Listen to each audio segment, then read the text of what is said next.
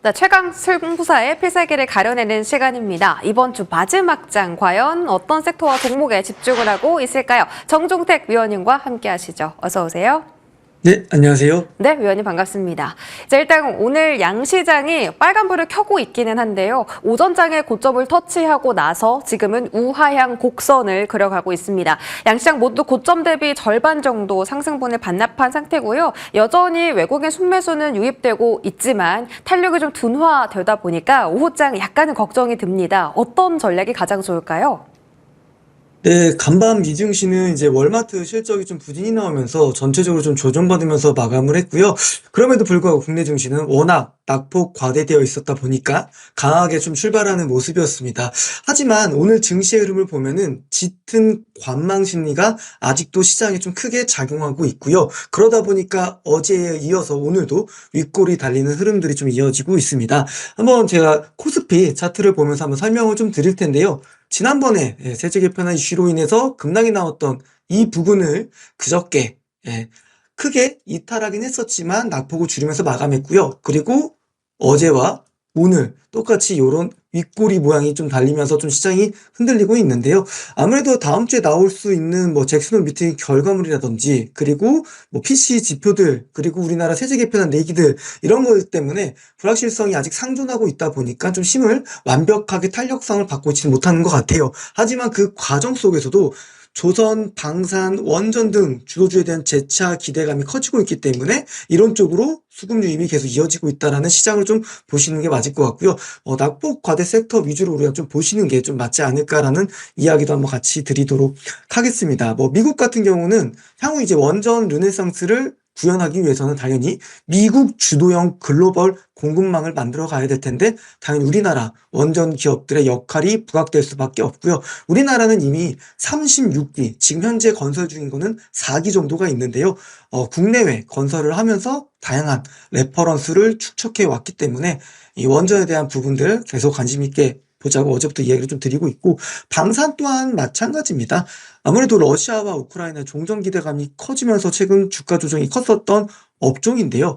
러시아의 어떤 연토 확장에 대한 이런 부분 본질적인 부분에 대해서는 해소된 게 없기 때문에 결국 유럽들은 자국의 어떤 안보와 국방을 위해서 무기 축적 그리고 뭐 포탄에 대한 부분들을 계속적으로 사는 이런 부분들이 계속 이어질 수밖에 없기 때문에 이 어떤 수요에 꺾이지 않는다 그런 측면에서 또 방산에 대한 관심도 우리가 가질 필요 있을 것 같아요. 그래서 지금 구간에서는 오히려 조금 상승했다가 눌러주는 자리에서는 조선방산 원전에 대한 관심을 우리가 키워나가자 그렇게 전략 드리겠습니다. 네, 바로 어제 양봉 테마로 찝어주신 테마가 조선 방산 원전인데 오늘도 이거래 연속 잘 가고 있습니다.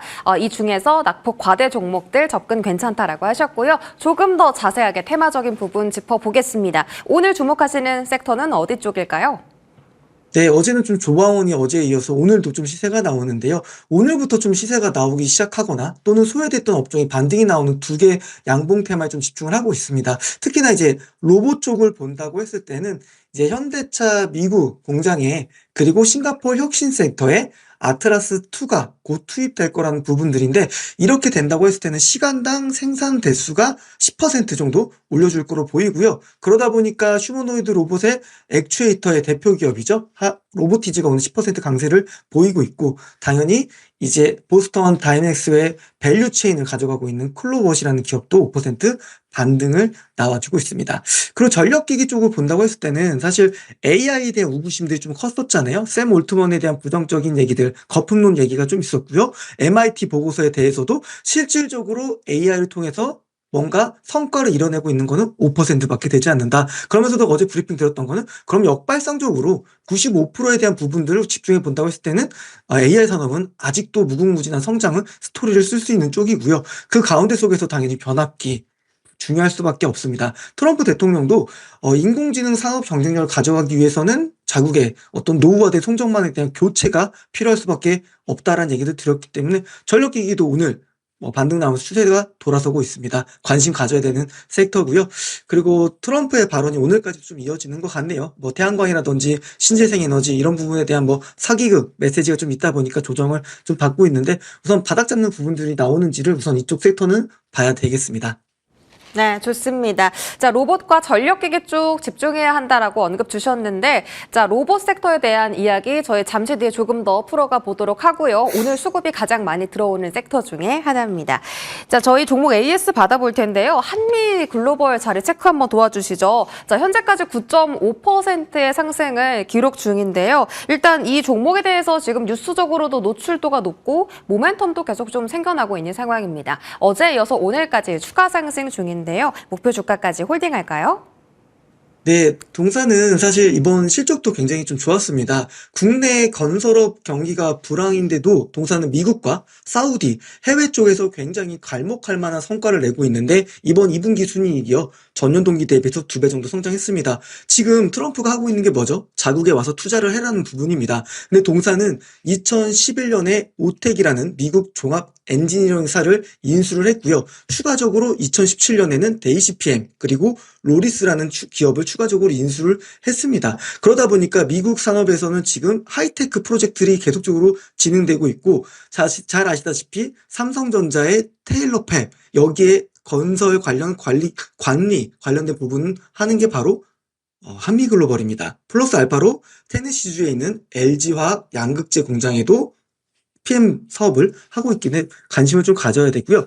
뿐만 아니라 원전에 대한 모멘텀도 있습니다. 원전 건설 경험이 있는 영국 PM 전문 기업인 워커사임을 인수를 했고요. 또 오일머니로 무장되어 있는 사우디 네온시티 쪽에서도 동사의 독보적인 지배력과 지휘력이 좀 보여주고 있기 때문에 동사 같은 경우는 매력도가 아직도 많이 남아있는 기업이라고 좀 얘기를 드릴 수 있을 것 같고, 그러면서도 한번 기술적인 흐름들을 좀 보면서 설명 한번 드려보겠습니다.